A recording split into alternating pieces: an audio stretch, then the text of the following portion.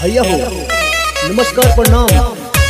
हमारे music director Anil हंसाजपुरी जी की तरफ से और गायक सरवन सरगम की तरफ से हमारे वीडियो डायरेक्टर सादानंद देव जी का बर्थडे बा। आप क्यों हजारों साल यही प्रभु से कामना करते हैं।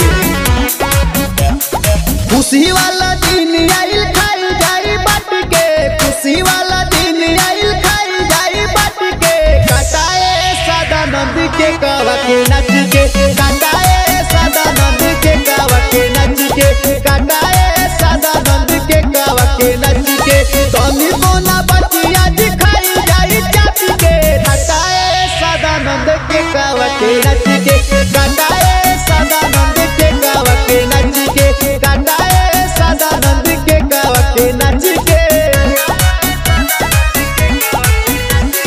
Happy birthday to you, happy birthday to you.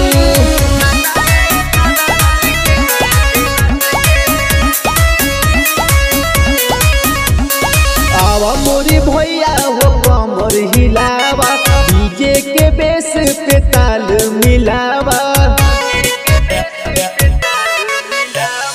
आवा मोरे भैया हो कमर हिलावा, डीजे के बेस पे ताल मिलावा।